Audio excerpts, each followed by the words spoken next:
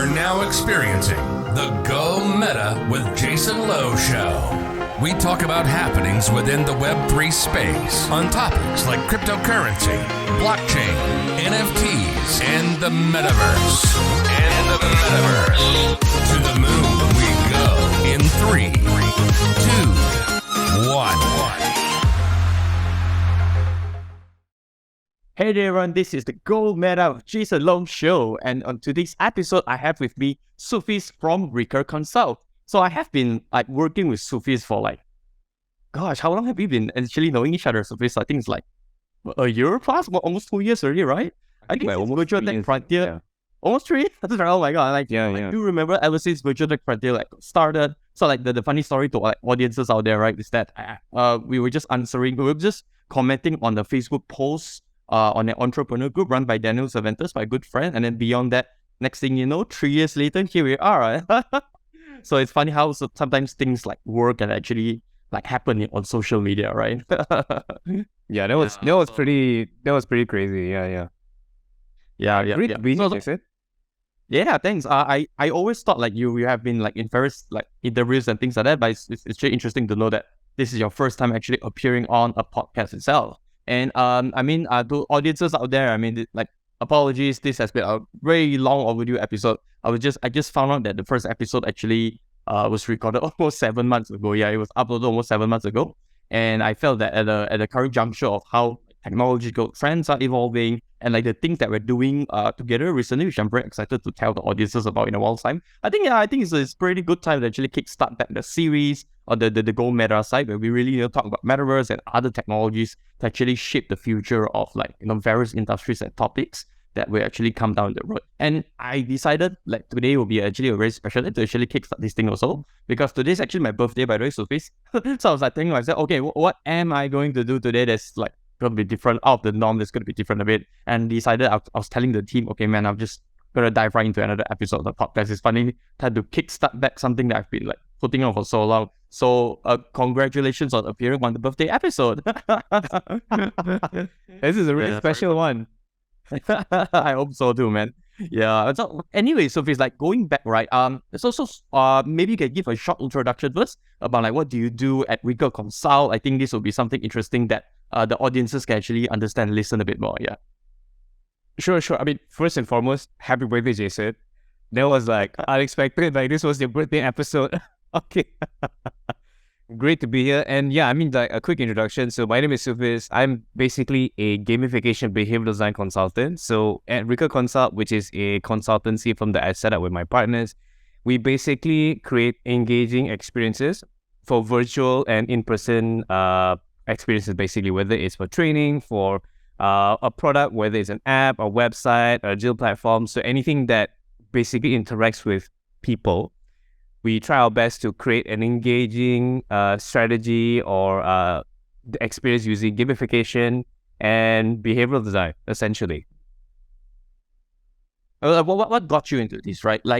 I do remember the first time when what really attracted my view on trying to engage with you in that comment is when you say that I do gamification strategies for corporate companies. And the first thing in my mind, because my background is from game development, immersive and interactive technology development, we always have our own ways of doing it. But when I hear that, there are really official people trying to implement real strategies into corporate companies, that really intrigued me a lot, right? So what made you feel that jumping into the corporate gamification side of things is one of the emerging industries that you can see moving, that we can see growing forward actually? Well, for me, it kind of happened by accident. So I was a couple of years ago, I was soul searching. I was in the corporate, I was doing healthcare and stuff like that. And I figured it wasn't really what I wanted to keep doing. And I've always had a keen interest in behavioral psychology. I've always interested in what makes people tick, how do you drive behaviors and stuff like that. But there was no real way to apply those things that I learned. So I read a lot of books, I did a lot of research, and it was just out of pure enjoyment and interest. And then one day I stumbled upon the concept of gamification, purely by chance, right? And then I started digging deeper into it, and then I started working in the industry. So I got into the training space. So gamification is mostly applied in training. So corporate training, Because training is not the most fun thing. Typically, learning lecture-based stuff is not really enjoyable for most people. So to make it interesting, people use gamification to add game elements to make it fun, right? So because it's the most widely used, I got into gamification through those means. And then eventually, after spending a few years there, I kind of wanted to do more with gamification. So I decided, what else can we do? So I did more research. I started talking to people, including yourself, Jason, and then we found ways to kind of inject gamification in other areas, like how do you gamify? I think one of the earliest things that we did outside of training was to gamify like buying property, right? How do you get people to like get involved with developing a property together with the developer to get them invested and buy it? So that was something very different. And we wanted to kind of go along those lines of like, what else can we do? What else can we like gamify to create something unique and different? And since then, we've kind of like, when people ask, I always tell them like, we work on a lot of weird projects because we get a lot of interesting requests. I just like spoke to somebody who wants to explore gamifying like vending machines. So it's like, there's so many things you could possibly gamify. And as long as there's somebody involved in that experience, you can possibly gamify in some way, right? So that's kind of how I fell into it, and that's how it's been going so far, I think. And when you talk about like vending machines and things like that, I only think that like in Japan, I know all the vending machines are like digital touch screens. Even in China, when I was in China, they gamify the whole process to actually like, so you're not there to just make a transaction with a machine. You're there to actually spend more activities, earn points, and the points you can like redeem things from the vending machine. Because at the end of the day, rather than the conversion of the product itself, I think what many brands would want to see is like longer engagements, brand affinity attachments, because you have all these processes that really ease the transition from a new brand going into a consumer's mindset and things like that, right? But in light of that, right, even when we talk about like in a Malaysian context, when you go overseas, you always see all these kind of like really like fun, gamified, interactive activities all across like shops, streets, even restaurants and things like that. But in Malaysia per se, you do still see probably the lack of adoption on that, right? In this sense, like typically and fundamentally, I think what you can see is when people do adopt this sort of strategies, it is always in some form of like technology thing. It's maybe something through your phone, through a device, through a touch screen, through a this, through a that, and things like that. Do you think like one of the challenges for Malaysian companies or like mainstream industries to really adopt deeper into these strategies comes more in like a technology sort of adoption, or is it on the gamification front of things? Like what would be like the constant challenge that you see in regards to like, really ensuring more adoption in this space? So it's kind of like there's two different things. One is like getting people to understand. For us, per se, our challenge is to get people to understand what gamification is and what it's not. Because there's a lot of misconception. Like people assume like, gamification is about point system, badge systems, leaderboards, which it is, but it's only like scratching the surface as to what gamification is. And because they assume that's what it is, they always say things like, okay, look, that means for us to do this, we need to have this sort of like platform, this technology, which is true. But at the same time, like you are limited by your imagination, right? So there's no one way to do something. So in this case, even with gamification. But the thing about technology, especially with today's technology, it enables you to do way, way more than what you could do in the physical space, right? And especially when you talk about like engaging with customers as a brand and stuff like that, then yes, technology would be a viable way to do it. Probably a practical way because one, you can track your results, you can see how people are actually interacting with their experience and stuff like that. And those are things that the brands really care about, right? And if you do not have technology there as part of it, then it becomes harder to say that, okay, look, how do I know whether it's working or not? Then it becomes like, it looks like they're having fun. I guess it's working. I have seen like physical kind of like ways of interacting with customers as a brand using gamification, but whether it works or not is a different story. Because like, again, you're limited by your imagination. It doesn't mean physical is not a good way to do it. As long as you know what you're trying to achieve in terms of your metrics and stuff like that, and you know what we call it desired behavior. So what do you want them to do, right? Do you want them to buy more stuff? Do you want them to spend more time with your brand? Do you want them to give your opinion? Do you want them to like talk about your brand? What is it, right? So if you know what you want them to do, then you decide, okay, look, what's the best way to do it? Is physical the best way? If I have a physical store and people walk to my store, then yeah, physical probably is. And if the people I'm trying to engage don't typically use technology very much, say they're older people, then yeah, physical is probably the way to go. But if it's any other situation. Maybe you're targeting younger people, maybe you're trying to have a wider net across not just a physical space, but a virtual space or whatever, then digital is probably the best way. And I think today, most often, digital is the way to go. Not the only way, but it's the most common and probably the most practical solution. And I think like technology is getting really, really advanced, right? We're getting like phones are getting smarter, getting more affordable. At the same time, it becomes more accessible. VR is also like already becoming more accessible to people. Is more, and with all this technologies becoming easily accessible to people, it just gives us more to play with, right? Yeah, which Yeah, I mean, gamification in mind. Yep, yeah. I was since we're already on the topic of like digital related gamification strategies and things like that. Like it's for someone in the space, right? Have you ever heard the word metaverse before it became like kind of mainstream with how Mark Zuckerberg when it changed Facebook to Meta and things like that? Was it something you kind of already knew the terminology and exploring experiences in something like that, or it was like post October 2021 only you're like, oh, okay, wow, I didn't know this like can be a thing down the road. You know, it's funny because like there was no such term that was like, well, I wouldn't say there's no such thing, but it was not popularized. It was just a word that maybe you find in a book or something. But we've had experience with metaverses even before that, where there was no coin term at the moment. We just call them virtual platforms or virtual experiences, right? So like I guess what would fall under the definition in this case, because again, there's no standard definition that the world agrees on, is maybe just having a virtual space that people can enter and socially interact, maybe do certain things, whether it's entertainment or to learn something or to buy something. So basically like a virtual equivalent of a physical space that people would be able to kind of congregate or meet or whatever, right? So we were already doing that, even with you guys, right? We were creating like virtual experiences like for events or even for brands and stuff, but they just didn't say like, oh, we want a metaverse, right? We just like, we want a virtual experience or we want to engage people in a different way virtually. And because of the pandemic, it became even more of demand because like you can't meet in person, right? So where else can you meet? Online.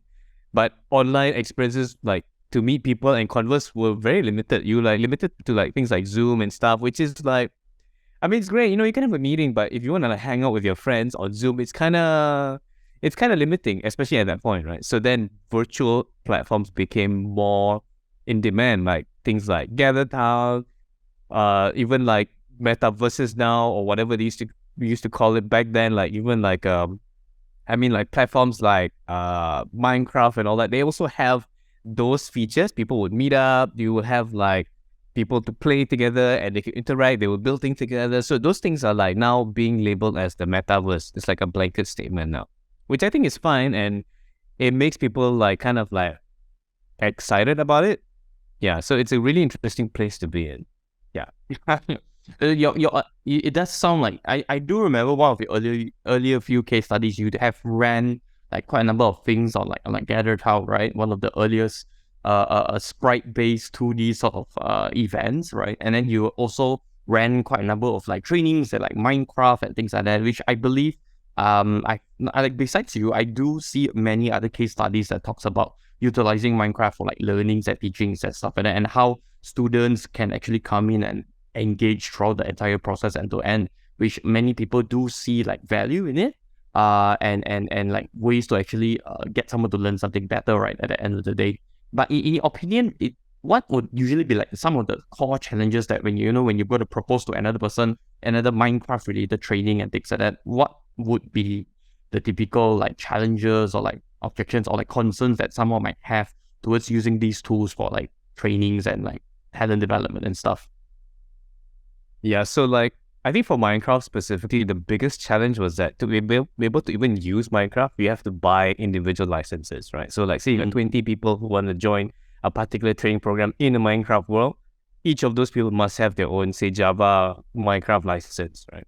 So that's a cost, and then they all must have a machine that can run Minecraft. Thankfully, Minecraft is not too difficult to run, but you need that license, which can be difficult. So imagine you're doing a program for 200 people.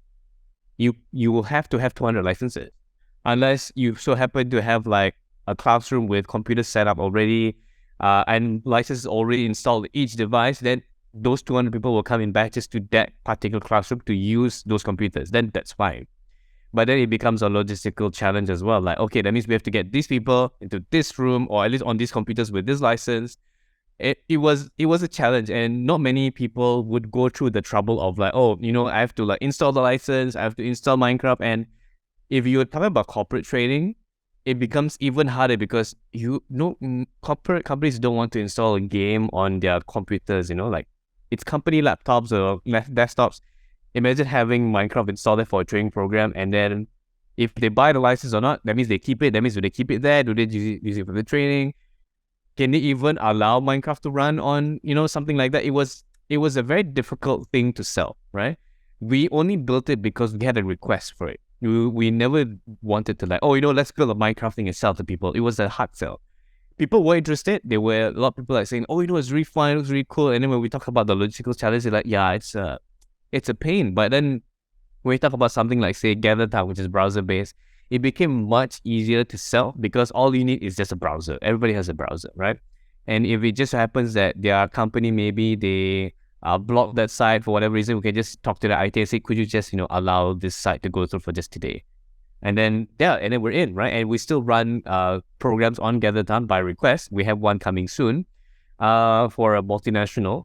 And people still like it. People still enjoy it. But then the challenge then becomes about whether the participants are tech savvy enough to use it, right? And I think this will be something that's universal when it comes to technology, right? If you're saying like, look, I want to get someone who's like in their 50s to use technology to learn something, it becomes like, okay, how do I like create my avatar? How do I walk? Like GatherTown, if you're not familiar, to the listeners out there, it's basically a 2D sort of style of platform where you just create a 2D avatar and then you can walk around in a 2D space, kind of like reminiscent of old school like Pokemon style games and stuff like that. So it's very nostalgic, very fun. And then the cool thing is that you can easily talk to people there by just walking up to their avatar, and then immediately your video and audio can appear if you enable it to, and you can just have a conversation which feels very natural, like as to what you do in the real world where you walk up to somebody and talk to them, right?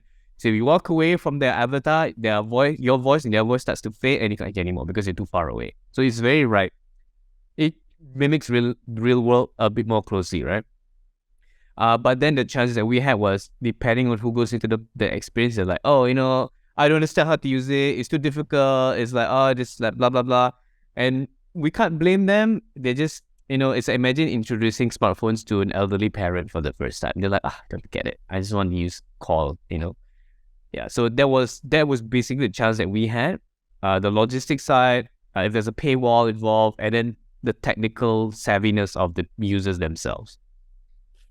Yeah, I think this is true not only in specific use cases for training and development, right? We've been developing metaverses for like people, and then recently I think you also know that we launched our platform Mitoworld, right? So those are definitely some of the earlier challenges that we have seen when people want to adopt any new technology per se.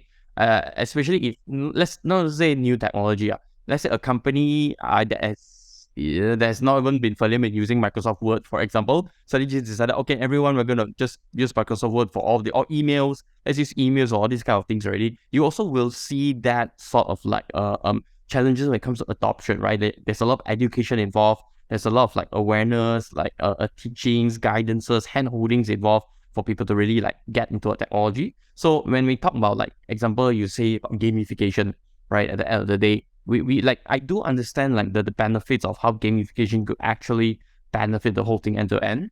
But when it comes to, if you're trying to use like a medium like technology or virtual space or another software that's going to have all these kind of like license limitation, device limitations, paywall limitations and things like that, that's when I think a lot of the times like adoptions or how people perceive that technology might have its challenges that we have to break. But I'm just trying to tell the audience, I think, is that it happens for everything. It happens for all sorts of technologies, and this should usually should not be deterrent that would stop people from like, okay, I'm just gonna forget about using technology and things like that. Because earlier on, when we talk about when we do gamification, why are we looking at the advantages of like using digital tools? Is because of certain things. For target audiences that are very familiar with the tools, it does give another layer of like experience that typically they maybe might not get in a physical setting and things like that. I mean, I'm not an expert in terms of like education and learning, so those are indeed some of the questions I would love to like dive deeper with you in a while's time, right? So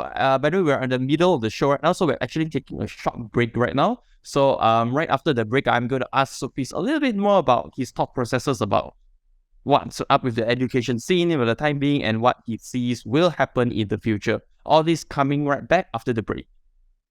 Recur Consult is a behavioral design and gamification consultancy that specializes in creating impactful virtual and in-person experiences by driving desired behaviors through design and engagement. Empathetic design is at our core. We direct motivation in a positive manner that is in line with our clients' values, triggering user and customer behaviors in order to achieve the desired business results. Hey there everyone, welcome back to the Go Meta of Jason Low Show. So in today's episode, I have a Sufiz with us. So Sufiz runs Recur Consult. Recur Consult is a gamification strategy, and they've been doing all kinds of like different strategies into corporate companies when it comes to like gamification, right? So I've been asking a little bit more about use cases. We had like, some chats about how technology has like, impacted or really changed the landscape and things like that, right? But fundamentally, I think Sufiz, I'd like to circle back to the question earlier on. Like, okay, like example, right? When a teacher teaches in school, right? They're there to like deliver information, which is probably the fundamentals of like teaching, fundamentals of education. You're there to teach people something. Someone's gonna learn something. That's education in its end. So in based on what you have been telling me earlier on, you're trying to say that anyone can teach, but to what extent the receiver is gonna absorb everything? That's a question. Like the results, like you can do that activity, but the results is what's going to dictate whether the activity is a success or not. And that's when gamification comes into play and things like that. Like, if are we looking at like a different industries like teachers or maybe like even primary and secondary school teachers really looking into these sort of strategies to actually teach students better these days? Like, what's your take on it? I think in Malaysia specifically, or at least in the region, like maybe primary and secondary school, they're not as proactive to kind of like innovate the way they teach in the classroom, because again, they're bounded by the syllabus. There's a lot of things that they will have to change. We've tried to talk to them, but it's a bit harder to convince because like there's too much going on. They'll have to convince the teachers, they have to change their curriculum and stuff like that. But when it comes to corporate learning, maybe to some extent, even universities and colleges, they're way more receptive, right? There are a lot more programs out there. There are a lot more like inclusion of things like gamification, business simulations, learning systems online and stuff like that. So as I guess like in the corporate space, yeah, they have obviously the budgets are a bit more prominent there, and they probably would be more incentivized to do that because at the end of the day, when they train these people, they are their employees, right? So they will get value back from these employees that they have invested in through training, as opposed to like schools, they'll always have students coming in and out, so the output is not so. Not just schools don't care, but I think like the incentive is a bit different, right? They've just too much on their plate already. But no doubt, it's still interesting. Yeah. I also think it's still interesting that beyond that, like sometimes you like to think that like that's just how things are. They're very like comfortable with the old ways of doing things. But I think it's also pretty interesting that these days we have been like receiving various requests from like educational institutions, like even colleges, right, that's looking to have a different space to engage with the students better, or like even like primary and secondary. I think we are talking with a few of the related government bodies to talk about how potentially the metaverse can be a part of the learning and teaching tool, right? So I think I would like to dive a bit deeper on earlier on when you said that you've attempted to use Minecraft or like Gather Town to actually facilitate some of your like trainings that you've done like digitally and things like that. What do you think would be like some of the like example, even Gather Town, like even compare Gather Town with another method of delivering a specific like a training or a learning module? Like what do you see like this sort of like more flexible kind of platforms are able to give, as opposed to probably just do a typical Zoom call like this right now over here on a PowerPoint slide? Like when you realize that platform has tools that really enable like the whole gamification concept to take place, right? Sure. I mean, like so it depends on the platform, but generally speaking, just by having that sort of virtual or digital aspect to it, it allows you to kind of like elevate certain parts of the experience. Sure, one is the accessibility because you can kind of tune in anywhere typically. But also like you get to automate certain things. Like if you have like a point system, right? Say you want to collect data points, you want to give rewards or anything of the sort, it becomes a lot easier and more automated when you do this in a virtual or digital space, as opposed to like in a classroom, like, oh, you'll have to like collect it manually, you have to calculate manually. A lot of human error comes into the picture. And because of that, the logistical challenge of doing stuff like that, gamified experiences like that in a physical space, people become less willing to do so. Like teachers and all that, you have to train them, but with digital, you don't have to train them. They just like, look, just go online, everything's done automatically, right? And also when you go online, there's so many things you can do. You want to add like, say you want to add a game, quote unquote a game. If it ties back to a lesson, yeah, why not? If you want to simulate an environment, say you want to teach them about, say a business acumen or whatever. For you to simulate a business environment online in a virtual space, it's a lot easier. You can create an office space, you can create scenarios, you can create characters, you can create scripts, you can have NPCs talking. But if you do that in a physical space, there are a lot more limitations. There are ways to go about it, and it's totally still possible, but the immersion is different, right? You don't get to be in that space. Imagine in a metaverse space, you want to teach them about, say, customer service, example, right? You go into the metaverse, it's a call center. Or it could be like you're in a bank and then you have a counter with a person in front of you and you're dealing with a customer. That customer could be an NPC. And you can talk to this person. It could be scripted. It could be AI, so it could be automatically responding to you. It could be based on prompts you select and then you have the conversation. It feels a lot more real because you get to see their reactions. You get to see their faces. You get to see these different people. You get to describe, like, this person is a certain age, a certain gender, a certain background, a certain whatever. And those things you can manipulate and customize as much as you want in a virtual space, as opposed to like, say, in a classroom that's physical, you don't really have that sort of realism or that sort of immersion that digital can achieve, right? So there's so many, the sky's the limit when it comes to digital. It's just about like what's practical, what makes sense, and what achieves the learning objectives. But when you talk about physical, you really have to think about the constraints and then work backwards. Yep. So I do know like a lot of these sort of technologies, even though like games have been around for a really long time, but it's only, I think, of recent these few years, a lot of like platforms are trying to like do technology that can cater to many sort of like use cases. And it's pretty interesting to see how, like, example, like a few of the training providers, even you yourself, right? You came to the platform, the Mitoworld platform, and then you try to like structure certain ways to go through certain flows to tell certain subjects in a certain manner in the virtual space. We always see like that sort of like a different layer towards how someone can experience content, and that itself, I think, it's one of the ways on the benefits of how we see virtual worlds or the metaverse to play a part in, right? However, if like I give you a power, Sufiz, right? If you get to envision like, oh, if there's a perfect product out there that you can use to actually do trainings in the best possible scenarios, how would that sort of like end goal product vision be for you? That like a platform that can actually assist you and like really enable people to learn and train and like get developed in a better sense, right? Via like the metaverse.